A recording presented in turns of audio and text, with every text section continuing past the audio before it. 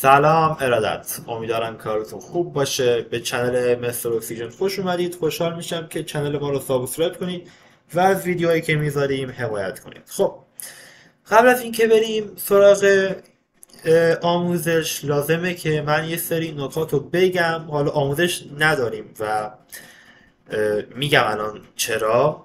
ببین دوستان، خیلی سوال کرده بودن داخل پی وی تلگرام یا دایرکت اینستاگرام که چرا فیلم نمیذارید، مثل قبل آموزش نمیذارید. متاسفانه یوتیوب به ما اخطار داده، اخطار دومیم، و اگه ویدیوی دیگه آپلود کنیم و یوتیوب گیر بده اخطار سوم میشه و طبق چیزی که یوتیوب گفته بعد از اخطار سوم چنل کاملا حذف میشه و ویدیوهای داخل کانال هم کامل حذف میشه.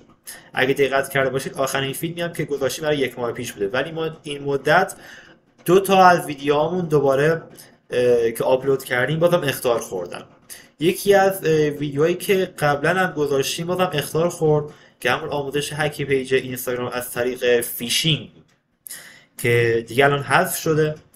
اخطار خوردیم به خاطر همون و بعدی هم به خاطر آموزش جدید بود که قرار بود توی این ویدیو من بذارم واسهتون، ولی خب به دلایلی نمیتونیم، همین که چون ریسک واقعا اگه بذاریم و یوتیوب هم اخطار بده کانال رو کامل میبنده. به همین دلیل تصمیم گرفتیم این مدت تا وقتی که اختراع پاک میشه بیایم داخل کانال تلگرام که آیدیش هم توی دیسکریپشن میذارم، اینجا هم میتونید ببینید آیدیشو.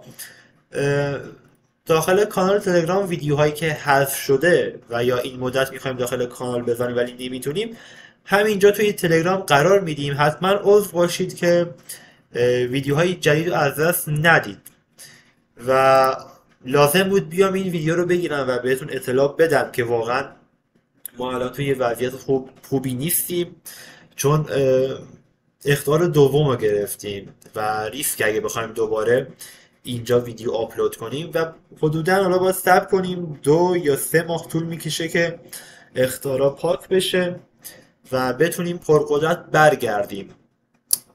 حالا این دفعه با دقت بیشتری که اخطار نخوریم. خب حرفی نمیمونه، اگه سوالی داشتید توی کانال تلگرام من آیدیمو گذاشتم، میتونید بیاید و هر سوالی داشتید بپرسید. سعی میکنم که کامل جواب بدم بهتون. حرفی هم نمیمونه. تا ویدیوهای دیگه شما را به خدا میسپارم.